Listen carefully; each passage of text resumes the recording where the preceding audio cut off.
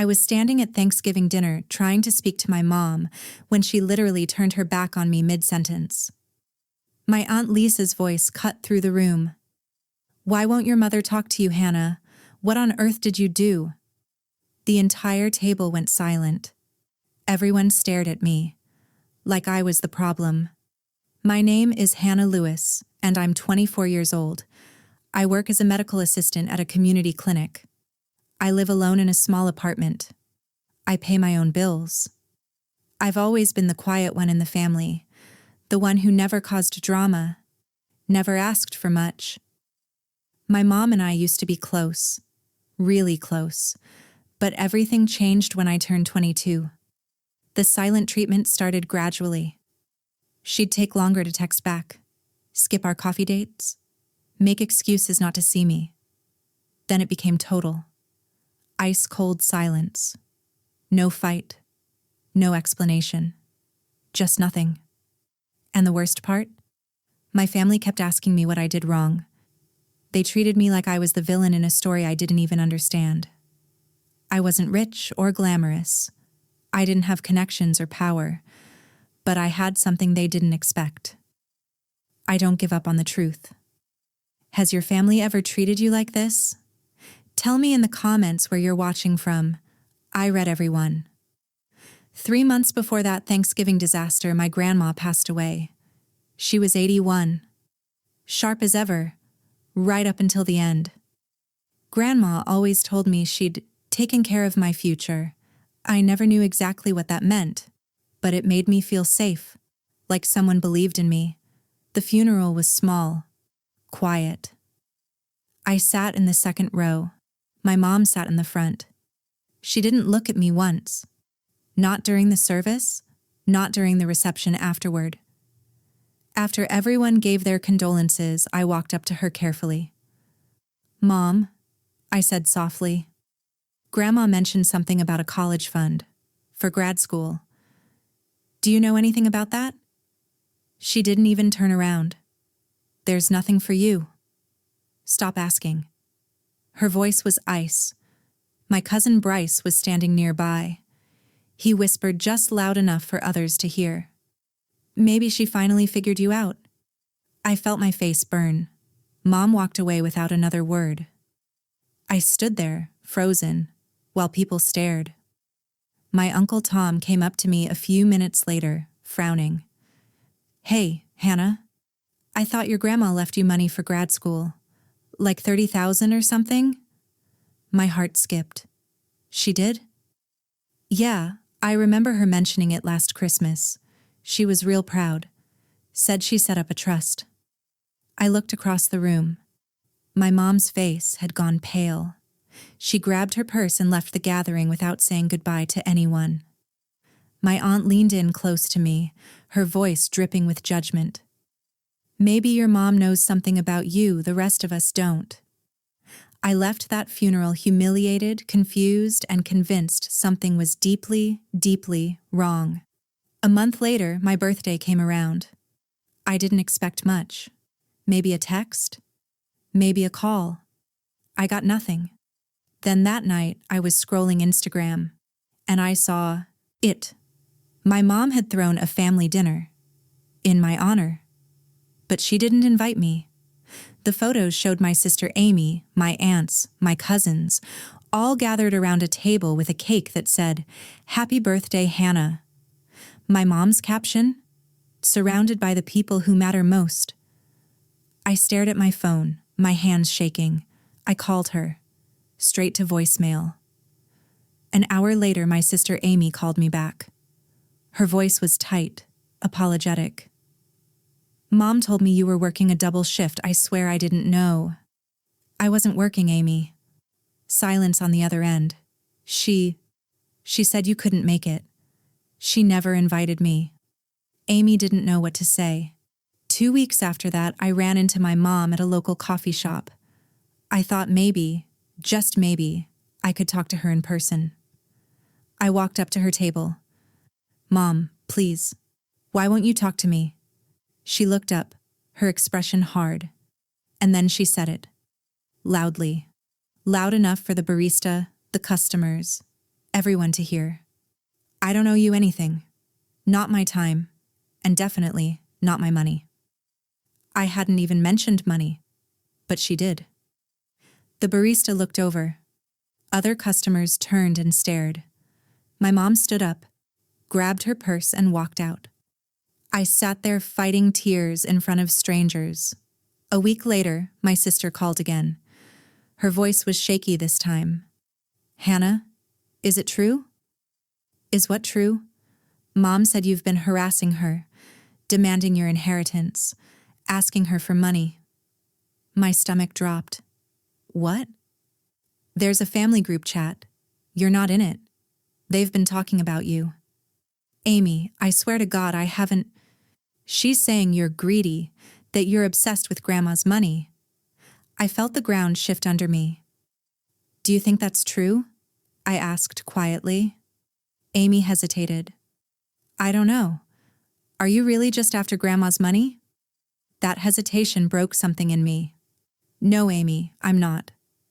She sighed. Mom's been acting weird lately. Really stressed about something. I don't know what's going on. After that call, I stopped. I stopped chasing my mom's approval. I stopped begging for explanations. Instead, I started writing things down. Dates, comments, behaviors. And I noticed something. Everything escalated right after Grandma died, right after that funeral. That's when I decided to stop begging and start searching for the truth. I went home that night and opened my jewelry box.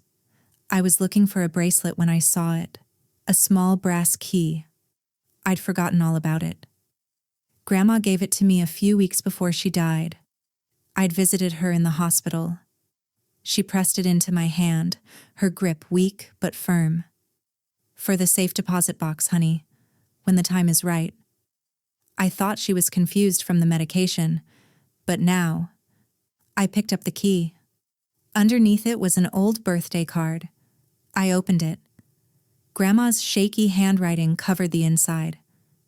Your education fund is secure. I made sure of it. Love always, Grandma. A business card fell out. Richard Pearson, estate attorney. My heart started racing. What they didn't know was that Grandma didn't trust easily, and she always kept records. I called Mr. Pearson the next morning. His secretary scheduled me for that Friday. If Mom was hiding something, I was going to find out exactly what. Mr. Pearson's office was small but neat. He was older, kind-looking, with silver hair and glasses. He shook my hand and gestured for me to sit. I'm surprised I haven't heard from you sooner, Hannah. I expected your mother to contact you over a year ago. About what? He frowned.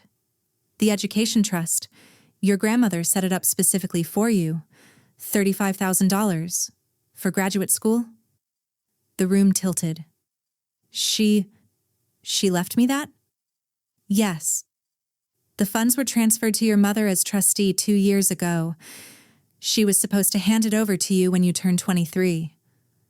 I did the math in my head. I turned 23 over a year ago. She never told me. Mr. Pearson's face darkened. I have the signed documents here. Your mother received the funds and confirmed she'd managed the transfer. He slid a folder across the desk. I opened it with shaking hands. There it was. My mom's signature. The date.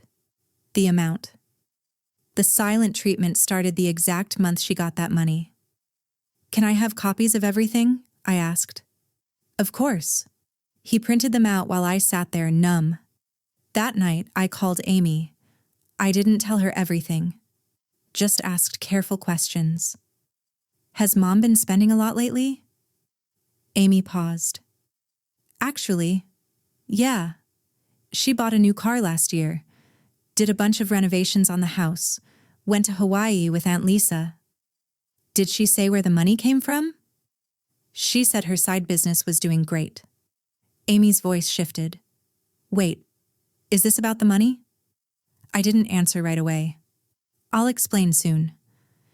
Amy became quiet. Things haven't added up for a while, have they? No, I said. They haven't. A week later, I saw Mom's Facebook post, a photo of her standing in front of her renovated kitchen. The caption, "Built everything I have on my own, self-made and proud." That was my breaking point. Christmas dinner was coming. Mom was hosting. She expected to be praised as the family rock, the perfect mother. I printed every document Mr. Pearson gave me. I put them in a folder, and I prepared myself. Mr. Pearson's last words echoed in my head. "You have every legal right, Hannah. Your grandmother's will was explicit." I wasn't planning to go to Christmas dinner. But then Amy texted me a screenshot. A message from Mom in the family group chat I wasn't in. See? She doesn't even care enough to show up. I grabbed my coat, grabbed the folder, and drove to her house. When I walked in, the family was in the living room. Wrapping paper everywhere. Laughter. Music. My mom's face drained of color the moment she saw me. She turned to talk to my aunt, pretending I wasn't there. I walked into the center of the room. "I need 5 minutes," I said. My voice was steady. "Just 5. Mom didn't look at me. "I have nothing to say to you." "That's okay. I'll do the talking. Everyone here can listen." Uncle Tom looked up, confused. "What's going on?" I opened the folder.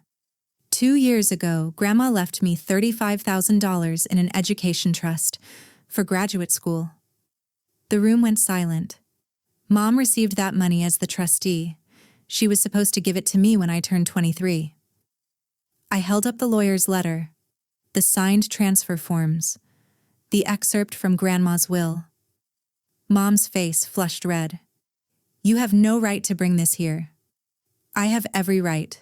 It's my money, my future, my grandmother's final gift to me." Amy's voice cracked. "Mom, is this true?" Mom tried to deflect, her words stumbling.